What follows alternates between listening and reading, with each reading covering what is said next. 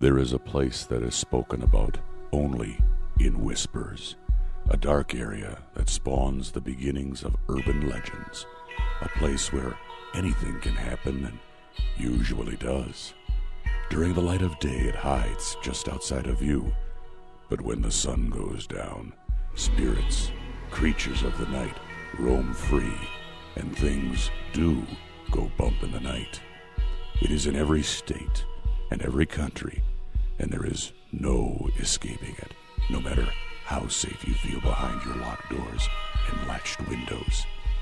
So we invite you to turn down the lights and turn up your radio while we join Dave Schrader and Tim Dennis, your hosts, on a journey into the darkness on the edge of town. Welcome back to Hour 2 of Darkness on the Edge of Town Paranormal Radio Show. I'm your host, Dave Schrader, along with me, Tim Dennis. Good evening, Tim. Hello there. Well, that was interesting. Marianne was striking on all chords again. We've been getting texted from all the people that we just had on the show, and they were blown away by her readings and how accurate her descriptions of the locations that they're at have been. So that's pretty crazy stuff. And we are going to get some help for Dee. As a matter of fact, I have already sent off her information to two different groups that specialize in dealing with children cases so that they can get somebody in there to help those kids. So if we get any updates on that from Dee in the future and from the paranormal groups that go in there to investigate, we will let you know. Our next guest we have up is Stacey Jones. She's the founder of Central New York Ghost Hunters. It's one of the oldest and largest groups in New York, which was formed in 1997. Stacey has been investigating the paranormal for 20 years. She's an ex-police officer who now investigates the paranormal. She's been seen on the Discovery Channel's One Step Beyond, a haunting episode, Hidden Terror, and the upcoming episode called Ghost Hunter. She's a contributing author of Ghostly Tales from America's Jails and featured in the DVD The Old Quarry and Other Haunted Places in Central New York. She has also been featured in the Associated Press Award winner 2004 for Best Human Interest Story for Got Ghosts. Today we're going to be talking to Stacey about, well, a little bit of everything, a lot of the cases that she's worked on out there on the East Coast, and we're going to also talk to her about Rolling Hills, which is of an immediate interest to Tim and I, since we're going to be going out there in November with the guys from the Ghost Hunters TV series. We're going to also be out there with local medium celebrity psychic Karen Reese, and Stacey Jones will be there to do a presentation and talk to us. So we wanted to have her on the show, get familiar with her, give you a chance to hear a little bit about her. So welcome to the show, Stacey. Hey, how are you? Doing great. Thanks for joining us here this evening. Oh, yeah, my pleasure. Gosh, man, I'm really congested, Tim. I just keep sounding like I'm getting more... More delicious dish all the time. Yes, so as we, you just have to forgive me if I sound all gaggy on you here while we're talking. I'm fighting a little bit of a cold, I think, Stacey. Okay.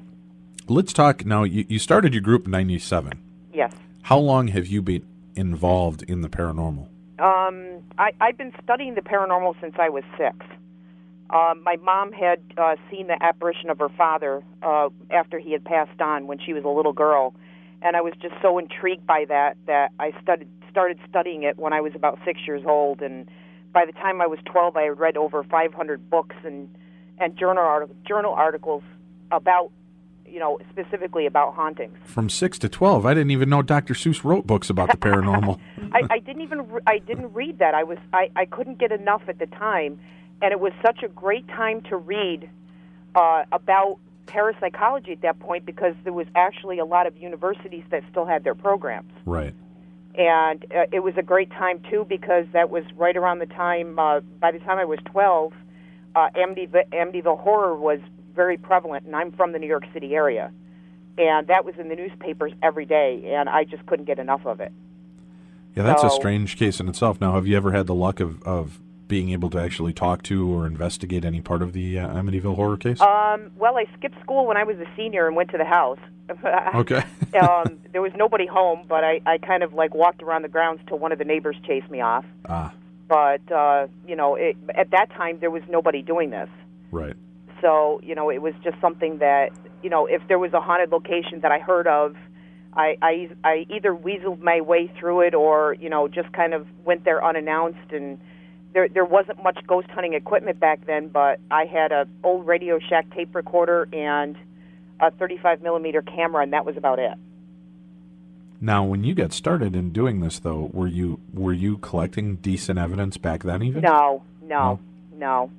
the tape recorders were so bad back then Right. that, you couldn't even listen for an EVP.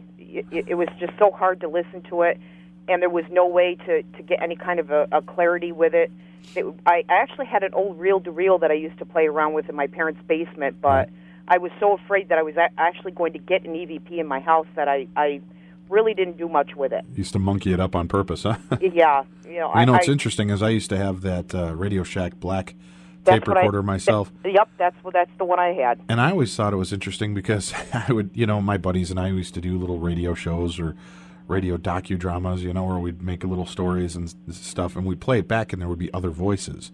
Right. And I just always assumed that it was like cheap tape and that somebody had, they had recorded a test on that tape before they sent them out to the stores and just didn't clear them all the way. Right. Because you would get that weird echo, like when you record over something too many times, how it bleeds through. Exactly. And now I just kick myself because I wish I had those tapes.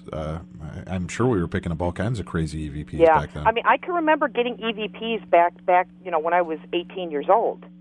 And it just that how you can't amplify them enough. Right. And you really can't make out what they were saying. And it was this, it was very frustrating at that point because there was just, the technology just wasn't there.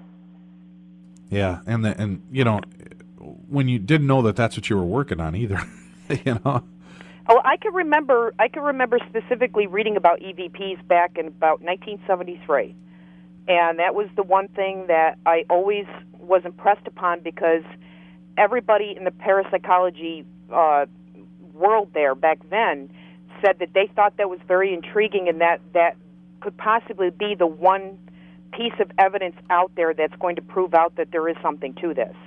And everybody came right out and said, this needs to be studied more, and the University of Colorado was actually doing studies at that point. But I guess there was a lot of infighting with even the paranormal community back then, and they wouldn't share results with each other, so it kind of just died right there. Yeah, it doesn't get much better now, unfortunately. There's still so many people infighting, and so many groups that have popped up. I always joke, Tim and I say, it's like people are fighting to the deed for a gold mine that doesn't exist. Exactly. Certainly the paranormal is out there, but, there's no way to lay claim to anything that happens. So, yeah, just kind of a bizarre deal. So now you've been doing this for 20 years. You started your group in 97. How many members do you currently have in your group? Well, we have 70. 70? Yes. Do all 70 of you show up to do an investigation? That's got to be uncomfortable. No, we have about maybe 25 to 30 that are my core people, and basically I rotate everybody to keep everybody happy, so everybody gets a chance to go ghost hunting, at different times, and I've got different members that are at different levels. Right. So they can't go into a private residence until they're there, at least a year and prove themselves out. And so, Stacey, we got to stop you. What was that sound in the background? Oh, it probably be a car because the window's open. Oh, okay. We just heard this demonic sounding in the background. I thought we were getting a live EVP here while we're talking to you. So, but yeah, it's interesting. I don't ever want to turn anybody down. That's been my mission since day one because it's been tough to find people, especially during that time, that were like-minded. And I don't ever want to turn anybody down away from an interest. And I've met so many great people doing this that I don't ever want to turn people away to go hunt ghosts or, to be with people who believe in it too. Right. Well, let's talk about now Rolling Hills. You've investigated. How many times have you had a chance to be in there?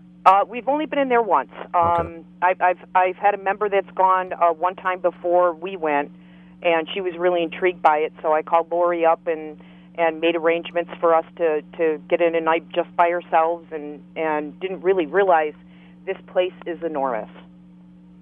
This place is just so big that, I could have brought every member I had and still had a lot more room. Oh, that's good to know. Yeah. Now, when you were there, do you get the feeling, like something Tim and I talked about, we've done investigations now on the Queen Mary and the Stanley Hotel, and they're these big, beautiful, luxurious places to stay. And, you show up to Waverly Hills and Eastern State Penitentiary, and they're so run down and creepy looking that it almost desensitized you to being in there. You know, you expect there to be something creepy. To me, it's weirder when you turn off the lights at the Queen Mary and the Stanley, and, you know, this beautiful place suddenly comes to life with weird paranormal activity. It's like it doesn't belong there, and that's what makes it so weird. Right. When you pull up to Rolling Hills, do you just get that automatic, eerie, holy crap feel when you look at the place? When I pulled up to it, it's literally like in the middle of nowhere. Right. And I was amazed by that because, well, you know, where it is up outside of Rochester, they get snow out there, and they get a lot of snow, and I just couldn't imagine that they would put this asylum literally, you know, in a crossroads in the middle of nowhere. But, you know, you look at it and you say, okay, it's pretty creepy. You don't think it's as big as it is, but when you go inside, you can tell that it's been pretty well upkept right up until probably 10 or 15 years ago. Okay. You know, it looks a lot like a school. All right, so it just gives you that feel. And now, did you go in there this is something that's always important to me. A lot of people don't do this when they go to investigate a place. They don't go to do a walkthrough during the day to look for potential problems. And by potential problems, I mean going through, looking, oh boy, look at all the broken glass here, look at all the windows that are open, look at the leaky floorboards or, you know, loose floorboards, a leaky ceiling, so that when you're in there in the dark and a breeze comes through there, you automatically think, holy crap, cold spot. But when you realize that there's 100 broken windows right around the corner and there's a little bit of a breeze outside, that can definitely have an effect. Did you do a walkthrough during the day first? No, because the when you go to Rolling Hills, when you go for a ghost hunt and pay for a ghost hunt, it's from 9 at night till 5 in the morning. Sure. Okay. So we got there about 8:30, and it was just about dusk, and Lori took us on a tour of the place, which was literally an hour and a half. That was, you know, was such a large building. So we went with flashlights, and Lori was very knowledgeable as to what to expect in different areas. You know, she had taken us to one point where there's actually a cistern or a well down in the basement, and said, okay, you know, there's reported cold spots here, and that's because, you know, here's the well. And, you know, so there's different spots that she pointed out to us.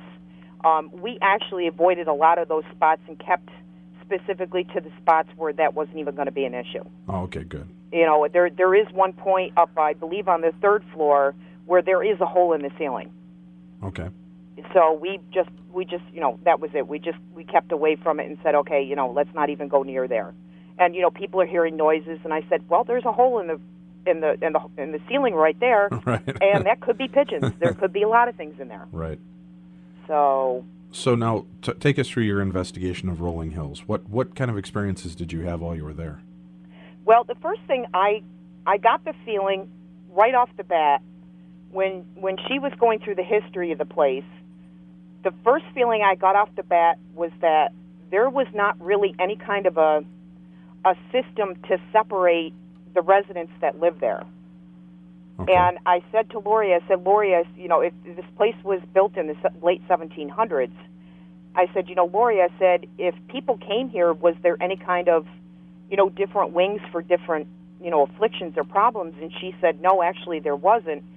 That if you were in there, you were in there. You could have been in there with an alcoholic. You could have been in there with, you know, a schizophrenic. It didn't make a difference.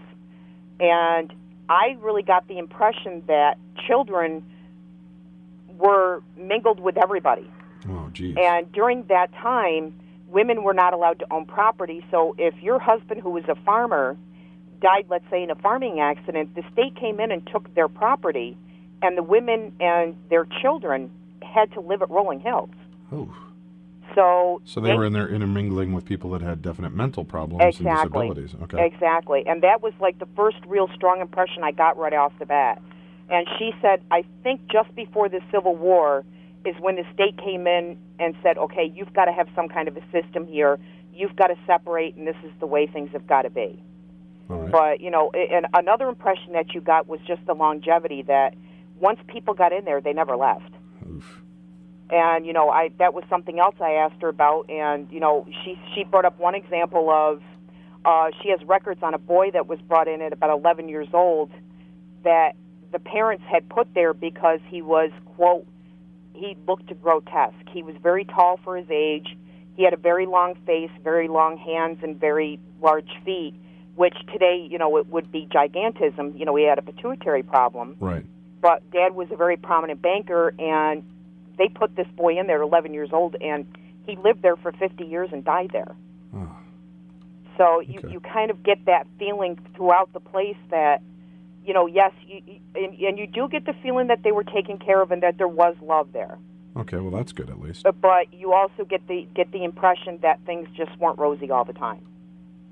So what we did was we asked, when we went through, when we had met up, and she was talking to us right off the bat, we just heard a blood-curdling scream. And we all just kind of looked at each other, and Lori just kind of rolled her eyes and said, yeah, it kind of happens all the time. Now, was it something off in the distance? Was it filling the room? I would say it was probably, 25 feet from us. Wow. So, but was it muffled?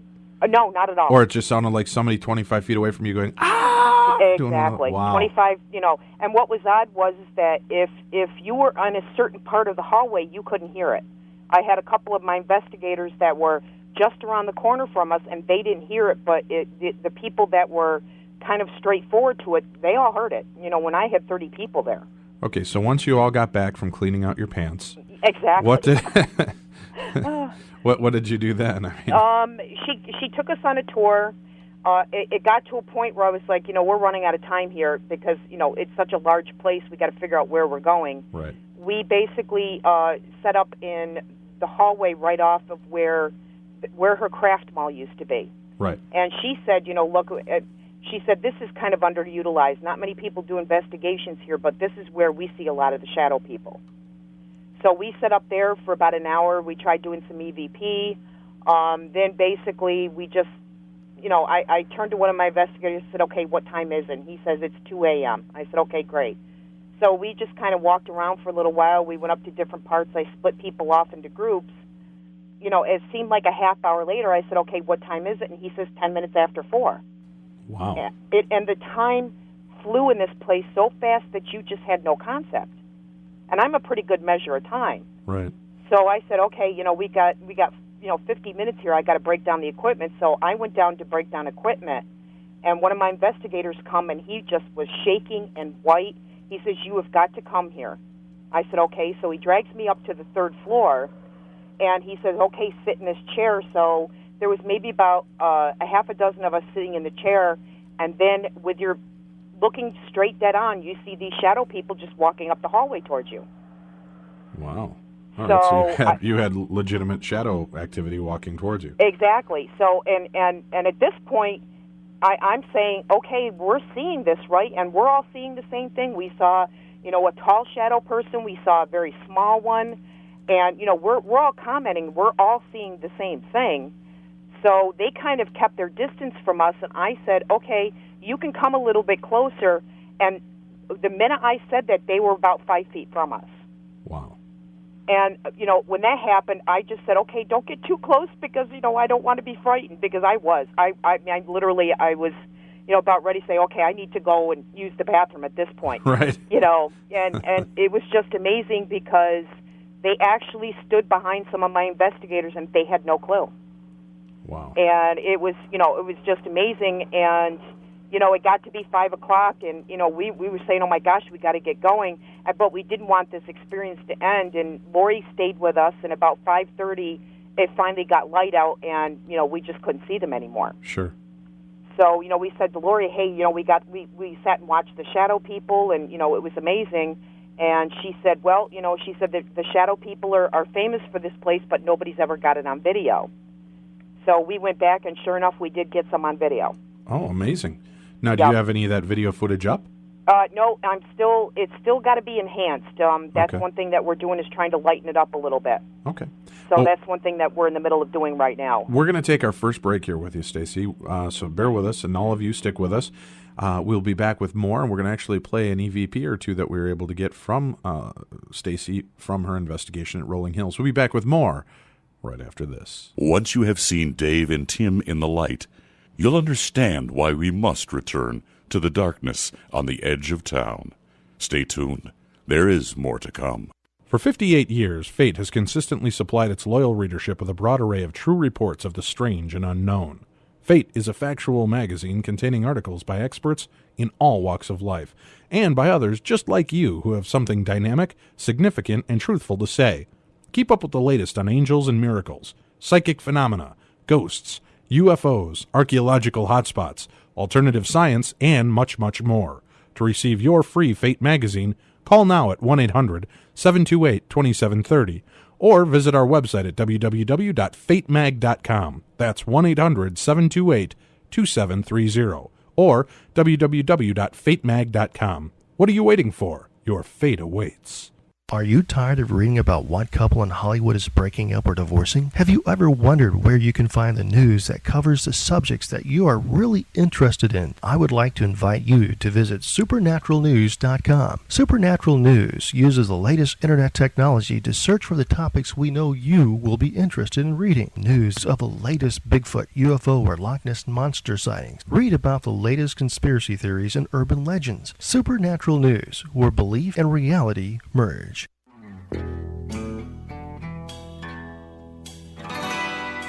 Try not to fall asleep. We'll only give you nightmares. Welcome back to the darkness on the edge of town. So was it kind of a scream like that, Stacey Jones? Is that what you heard? I didn't hear it. Oh, okay. Well, we had that loud scream in our in our buffer. So I mean, that's crazy. So you got all that. Now we've got a couple of EVPs. Now, how many did you send us that were from Rolling Hills? Just the one that we got that was pretty clear. Okay, and wow, the creaky doors and everything. That's cool. All right, so Tim, do you know which one it is? Nope, not a clue. Okay, give us a little bit of it, and then we'll. Do you have the list that you sent me, Stacey? Yeah, I do have the list. Okay, just call off the name of the one that you're talking about. Yeah, my investigator, Jerry, was just about ready to take a picture, and it says, Jer, take picture, and you're going to hear the EVP say, Jer, take picture of retards. Okay, all right. And now, this was, right, and again, this was a sanitarium. Right. So there were mentally handicapped people there, exactly. And that was the term that they used to use. Right. So that's okay. Now I know normally people are going to be all pissed. Oh, don't tell us what it says, but we don't have long on the show, so right. But we'll play it a few times. Okay, go ahead, Tim. Hit it up. Yeah, do it again. I hear the Jared take pictures, but I didn't hear the retard part. You have to listen. Okay, here we go.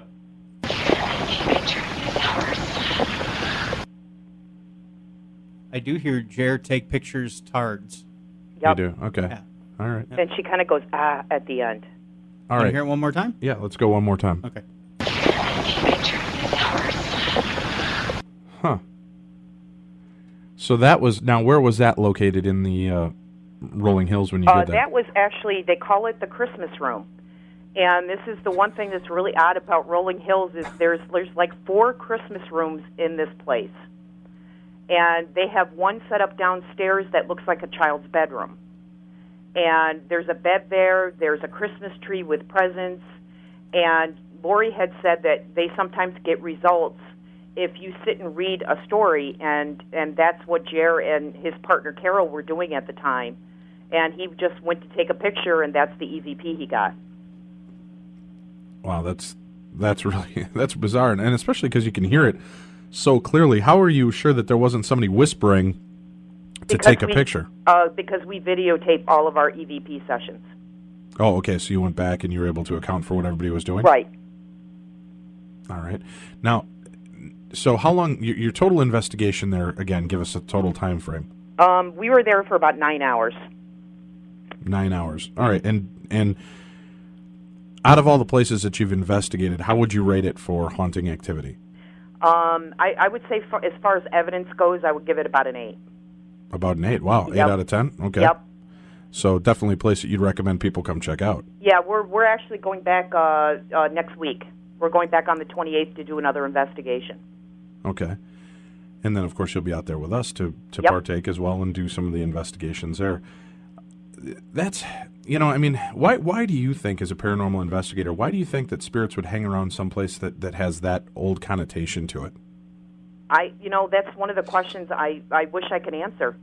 there's a cemetery that I've been going to for about 10 years now, and we actually get EVP there about 98% of the time. And the cemetery has not been used since 1900, and we get EVP there all the time, but we can go to a cemetery that's just down the street from where I live, and we never get it. So I don't understand why. I don't know if it's because, maybe it's just chemistry. Maybe everything's right about it that we're able to get them. I just don't know. And I think that's one of the reasons why we just keep doing this is we just would love to have an answer to this question. Maybe that one cemetery has a cheaper rent for spirits, so they could afford to stay there. Maybe, but I now, what kind of EVPs do you get at that cemetery? Do you get? We get we get everything there. They're very personal. They don't really make comments about anything that goes on during their time because that cemetery was used from the 1700s up until 1900. Okay. It's a tiny little cemetery. We've done research and tried to bring up different points that happened during their time that they may want to comment on, but they don't. But if we comment about, talk about our lives, they have all sorts of things to say. Wow. So we don't understand why. Okay. Well, do any of the EVPs that we have right now are from the cemetery that you've been investigating? Yes. Okay, which ones? And we'll go ahead and play some of those. It's called She Wanted. Okay, do you have that one up, Tim? She Wanted? Yep. Okay, now tell us the story of this one. How did it happen? How'd you get it? Where was it? Well, it was summertime. One of my investigators is a night owl like I was, and I called her up at midnight, and I said, come on over, let's go to the cemetery. So we went to the cemetery, and we were sitting there, and it was July, it was hot, and I said, you know what? I said, I'm going to go get a cigarette. So I went to the car, had a cigarette, came back, and about 5 minutes later, I said, I'm going to go get bug spray. And when I played my tape back, when I said I wanted to get a cigarette, this woman comes up and says, I don't understand. She wanted to quit. Wow, okay. All right, so let's go ahead and hear Tim.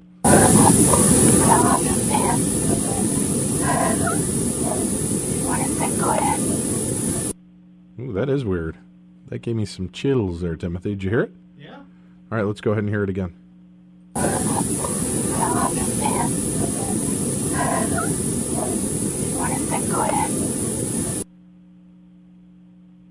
don't understand.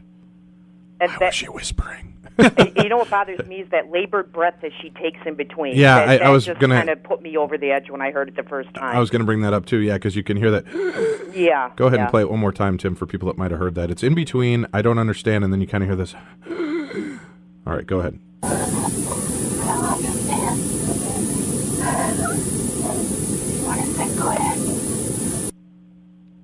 Yeah, that's eerie. So, Stacey, did you want to quit at that time? Yeah, and that's the weird part is I had quit smoking for about 2 weeks and started back up that day. Wow. Yeah. So these ghosts are keeping tabs on you too, huh? Yeah. Huh.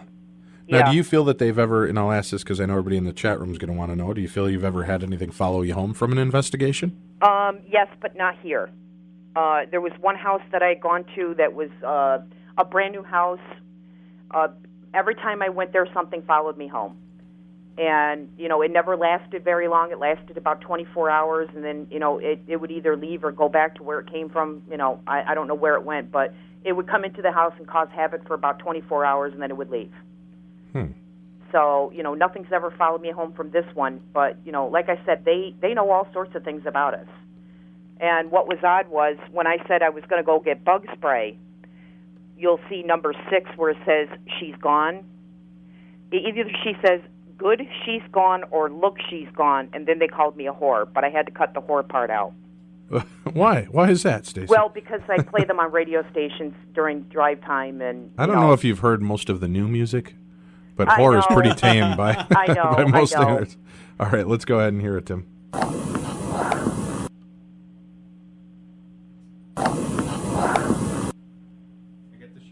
Yeah, she's gone. Now, what all you said? It just says she's gone. It said either look, she's gone, or good, she's gone. I couldn't make it out, but then there was a pause, and she called me a whore. Okay. So the whore part I cut out all because right. and that one bothered me a lot too.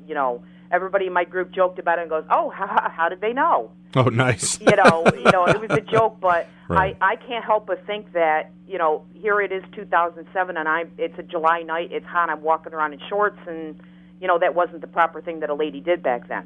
Right. So, that may have been it, and that's how I sleep at night. All right. Let me hear it one more time, Tim. Yeah, it almost sounds, I don't know if we're missing the look, because it sounds to me like the tape recorder's being turned on or off. Is that what you're getting to, Tim? It's kind of like a click, and then she's gone. Click. A little bit. Try it one more time for me. I think if we put it in the background of a Hall & Oates song, it would sound pretty good. Well, here it is one more time. Yep. Oh, that's a pretty good one. Now, how often do you get A quality or A or B quality EVPs when you do these investigations? From this place here, we get them about 90% of the time from this cemetery. 90%, and they're in A or B quality? They're A or B quality. We get EVP from there about 98, 99% of the time. Wow. Now, and I is this don't understand why. Do you release where this cemetery is? No, I don't, because it's considered an abandoned piece of property, Mm-hmm. and I don't want kids to get in there and trash this. So, nobody owns this, and I made an agreement with the town that they would let me go in as much as I wanted to, as long as I, kept its location unknown. Okay. All right. Now, was there any other ones that were from this cemetery that we should talk about right now? Let me see. Nope, the other ones are from another cemetery, other cemeteries, and the Landmark Theater in Syracuse. All right. Well, let's go to the Landmark. How much time do we have before the next break that we have to take, Tim? Got a couple minutes, but I'm just curious, Stacey. When we talk to different paranormal investigators, some of them will say, "Well, why would anybody want to hang out in a graveyard? How are you getting these?" I don't understand it either. But the very first day that it was just a whim that we stopped there. And the very first time I walked in there, I had a little GE micro cassette recorder. And I walked in there and was walking around, and one of my investigators says to me, "Come here, come look at this tombstone." And when I played the tape back, it says, the investigator says, "Come here, look at this tombstone." And I said, "Where?" And this male voice says, "I'm down here." And that was it right there. I said, "Okay, this seems to be the right place to get them." Well, yeah. And we just started going back, and now, here it is 10 years later, and we probably go back 12, 13, maybe about 15 times a year. And actually, we went in one time during Christmas. This was funny, because I had this theory that I wonder if music will create a response if we sing Christmas carols, and we went in and sang Christmas carols, and we actually got them singing some of the words with us. Really? They were singing along? Yeah. Now that's cool. And, that was something that I tried for about a year. I actually went to a battlefield, a Revolutionary War battlefield, and we sang Yankee Doodle, and we actually got a flute playing it back with us. Really? They were playing a flute back? Yeah. See, they were getting accompaniment. It was like a Jethro Tull concert, Tim. Exactly.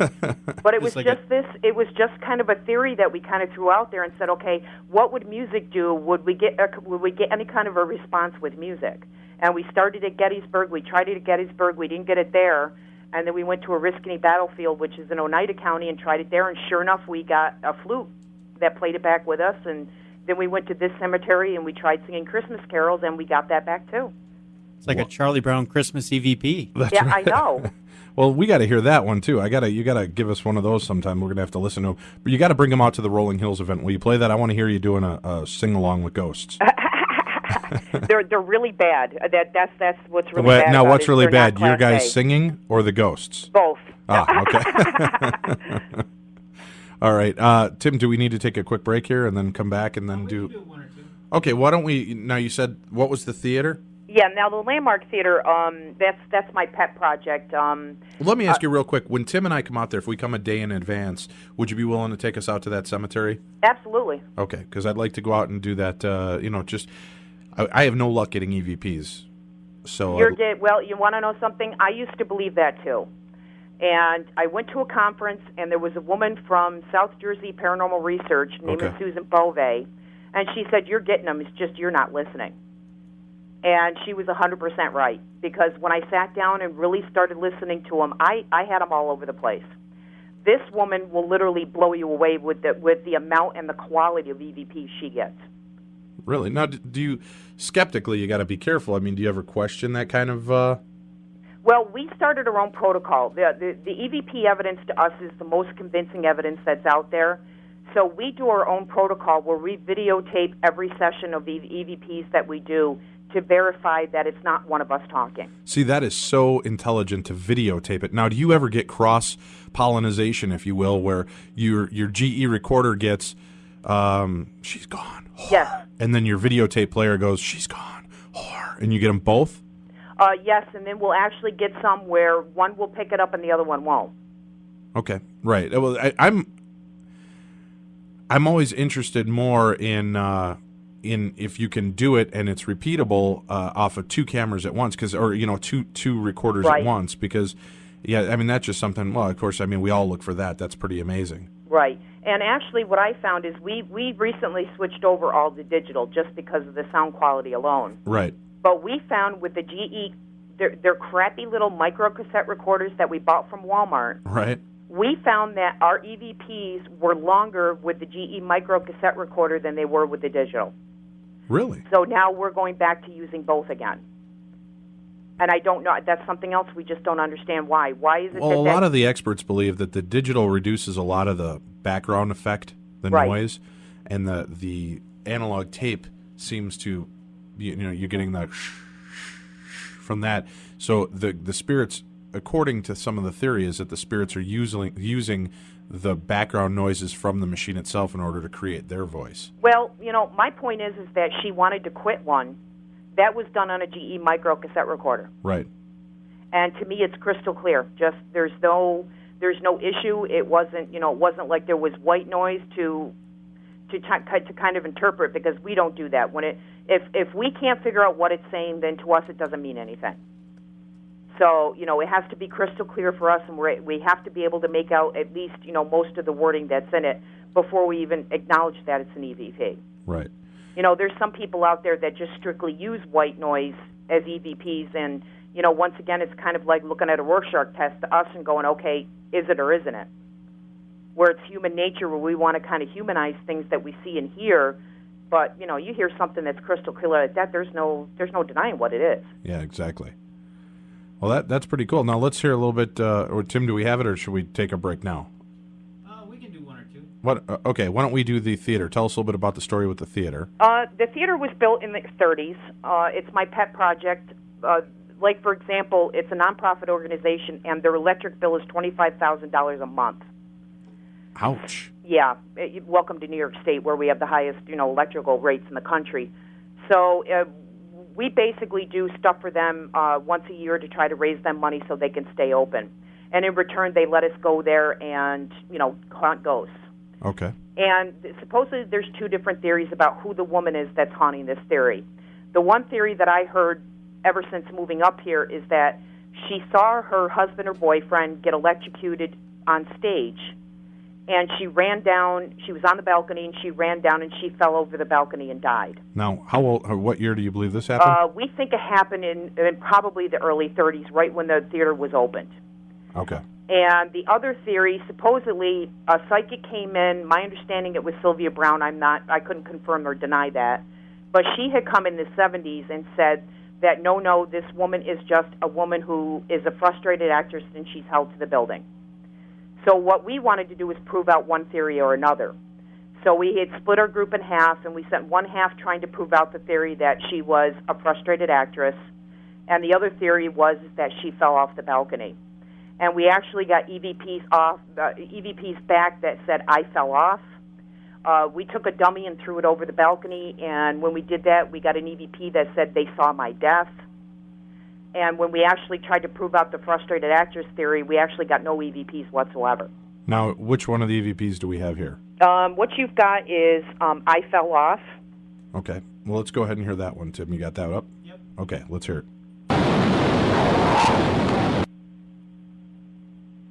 Run it again for me. I can hear I fell. I'm not hearing off. Are you hearing that, Tim? And that was in a direct question. Did you fall off the balcony? And it was I fell off. All right, play it one more time. Yep. I can hear the I fell. That's Yep. weird. Now, what is there another one from that theater?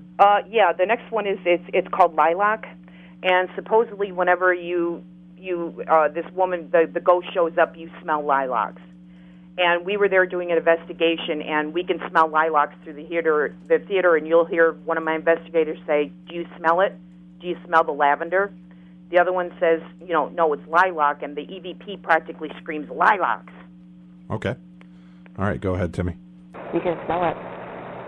The lavender? The lilac, yeah. Lilac or whatever. Lilac. Wow, yeah, lilac, just Yep. like that. Yep. Okay, play it one more time, Tim. You can smell it. The lavender? The lilac, yeah. Lilac or whatever. Lilac. Wow. Yeah, see, now that's disturbing when you can hear him that clearly. Yeah, and once again to correct them too, Right, because exactly. he was calling it lavender the whole night, and Right. Finally I guess they got fed up and said lilacs.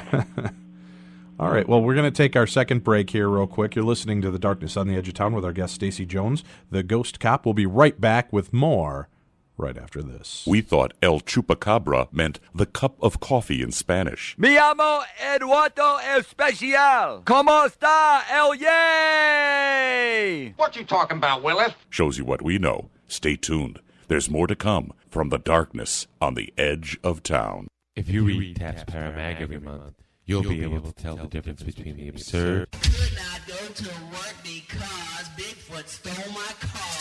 and the creepy. Taps Paramag takes you where few would ever go on purpose.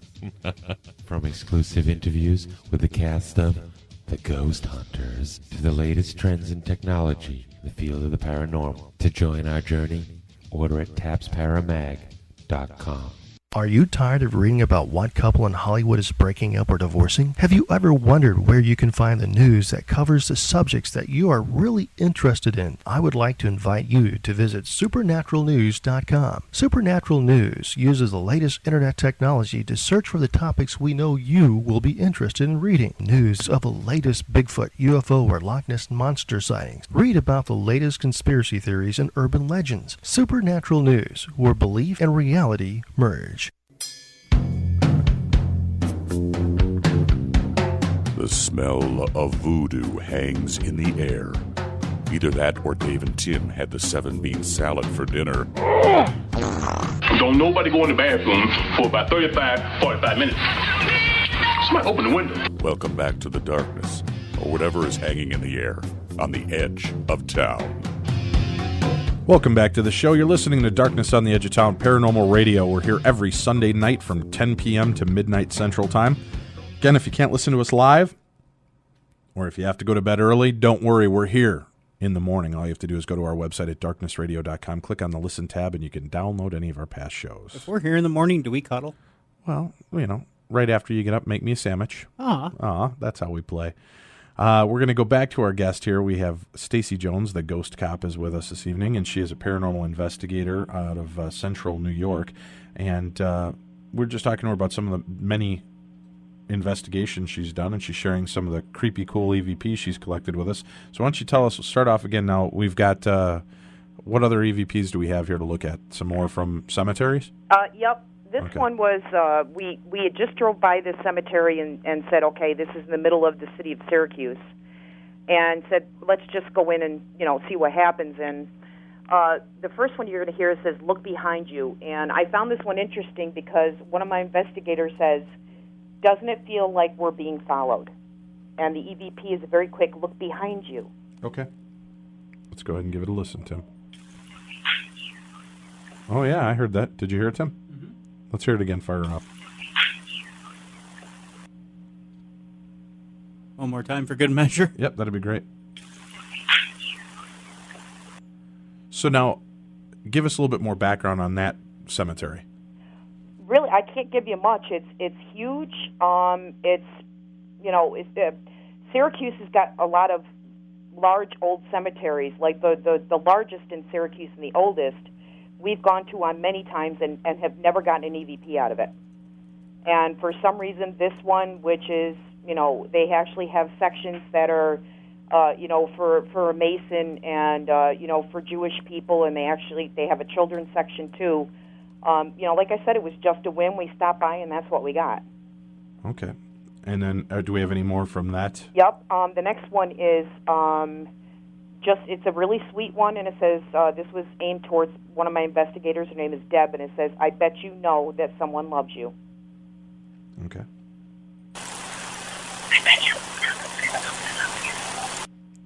Aw. That was sweet. Do it again for me, Tim. I bet you. Well, that's very nice. Yeah, it is.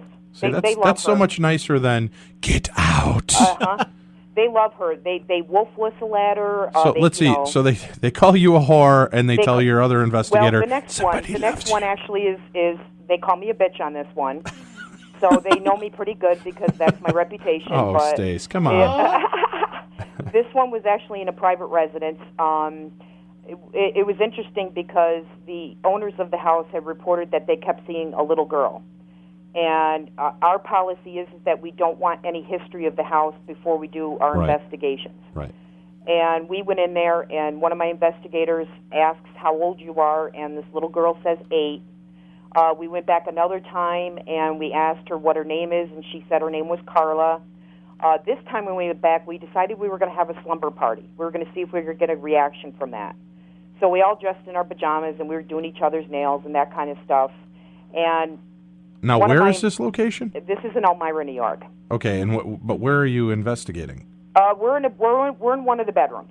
Okay. It's a great big huge Victorian house, and we're in one of the bedrooms.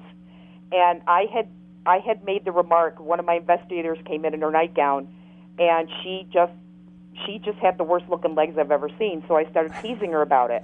And this is the EVP that we got back, and it says she's a bitch. Oh yeah, oh yeah. Okay. Let's hear it, Tim. Let's decrease the volume a little bit. Here we go. So are you hearing a male voice? That's what I'm hearing. Yeah, there was actually 2 of them. There's one of them saying she's a bitch, and the other one goes, oh yeah, oh yeah. Well, at least they're all in consensus. You got to enjoy that. Exactly. Want to hear it one more time? Yeah, let me hear it one more time. Let's. Huh. That's. Does it ever make you think, well, screw you, I don't need to hear this anymore. I'm going to stop doing EVP work. No, because it's addicting. You can't. There's no way you can stop. There isn't. But we've gone through this house. We've gone down to this house, for probably 6 or 7 years now. Whenever we get a chance, we go down.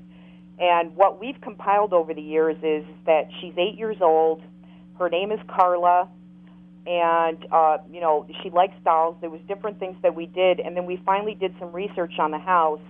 And come to find out, in the 20s, there was an 8-year-old girl named Carla that had died from an overdose of morphine after she had gotten her tonsils taken out. That the pharmacist had given her the wrong strength of morphine, and it killed her. Oh, my. Okay. So we found this interesting that, it took us a long time to get there, but, these things that we were hearing. But then that's the holy grail for you, when you can actually get that kind of EVP with the name and then be able to actually link it right to an actual event or person that lived there with that story. I mean, that's got to be just such a thrill for somebody that's a paranormal investigator to have that happen. Exactly, and to us, there's no other evidence out there that's just more convincing to us than an EVP. Right. Well, if it's an EVP that seems to respond to you, I'm always, I don't know. Tim and I are always at odds with people about that, because there's so many random radio waves, microwaves, satellites, all this crap being beamed at us all the time. How do we know that that's not what we're picking up? Yeah, but why are they answering our questions? Right, exactly. Now, that's interesting to me when you get direct. And what we did, too, because, the different theories that were out there. I mean, I can remember back when I was, once again, 7 years old, reading the theories about EVP, and, to me, they were more ridiculous than if it was a ghost. Like, the first one being is that it's our psychic impressions being imprinted on tape, which to me is more incredible than if it was a ghost. Right. The second one being aliens, which I'm not buying that one. And the third one, which I think really had possibility, was it being radio frequency transmissions. Mm-hmm. So what we did is we built a Faraday cage. Okay. Just to kind of prove that out, and we built a Faraday cage. And explain Faraday cage for the new listeners. Faraday cage is actually just we took a wood frame that's in a box that would fit a microphone and a tape recorder, and it's covered and we covered it in copper. Then that will block the radio frequencies that are coming in. And we actually still got EVPs. They weren't as strong as they normally would be in that cemetery I was telling you about, right. But we still did get EVPs with a Faraday cage, which blows that whole theory out of the water. Okay. So, and our point is that, we're not picking up, Mick Jagger singing anything. We're not picking up DJs. We're talking about things, and they're talking specifically to what we're talking about. Yeah, it'd be good. That's what kind of EVP I know I'm going to end up with. I'm going to be like, when did you die? Sunday at the US Daily Drag Strip. Oh, my God. They died on a Sunday at the drag strip. So... But, like one of my investigators, we went to the cemetery, and she was upset because she had lost the ruby out of her ring that her husband gave her. And we came back to my house and played the tape back, and it actually said, check the trash. She went home and checked the trash, and there was the ruby. Really? Yep. Wow. See, now that's awesome. That's a heartwarming story. It is. When they can help you find... Better than being called a whore or a bitch, I guess. Tim, that's what I'm going to have to do then is start setting up a tape recorder at my house because I'm forever setting stuff down. There you go. So now I'm just going to be like, oh, great spirits, where the hell did I leave my car keys? And then you know what the spirits will say. What? Look around, you bitch. Yeah. Now, okay, do we have any more of her EVPs lined up here, or did we No, go I think that's all I sent you. Okay. Well, good night then. No. Goodbye. So, now, with what you're doing, do you have a website up so people can contact you and get help or turn you on to a couple different paranormal places? Yeah, it's gotghosts.org. Gotghosts.org. Yep. So it's like the Got Milk campaign. It's Yep. Got. And let you know, I was the first one that stole it from the Got Milk people, not these other people. Uh-oh. It sounds like fighting words with Patrick Yeah. Burns. I'm going to have to square you guys off. Yeah. Well, I actually got emails from people saying that I had no right using it, but I have had the website since '97. Well, it's funny, Stacey. Welcome to the club. When we were first on the air, in our opening, it says something, that one little sentence is something about things that go bump in the night. And we got hate mail from a few listeners of the Night Watch radio show telling us that's their tagline. That's what they've always used. I said, well, it's not our tagline. Right. It's just part of a dissertation that we're giving, talking about what our show covers. Exactly. Yeah, but that doesn't matter. You can't use it. That's somebody... that's like saying that when you get on a cruise, you can't start humming the Love Boat theme. It's just going to happen. Right. There's certain associations when you deal with certain things. But, all right, so it's gotghosts.org. Yep. And we're going to have a charity prize fight between you and Patrick Burns to see who wins the rights to Got Ghosts, right? Why, does he use that too? Oh, yeah. It's on the back of his Ghost Hounds T-shirt. Yeah. Yeah, okay, whatever. Let's do so dismissive. Bare knuckles in the octagon. Yes. And Stacey, I think you can take him. I know I can take him. He screams like a girl during investigations. Yeah, I figure you got it doesn't make a difference. I know. I'm ex-cop here, so That's I'll right. take him. She'll hit the mercy points and drop him. Yep, exactly. Well, what's going on? We got about 2 minutes left. Is there anything you need to promote or talk to people about? And how can people help the theater that's your pet project? How can they make donations, or what can we do to help them out? Well, you can go to the Landmark Theater, and it's spelled THEATRE, landmarktheater.org. And you can go take a visit. It's beautiful. It's a great place. I'm also going to be doing some lecturing this year across the country at different colleges. Great. I'm with GP Entertainment, and that's what I do during the October time.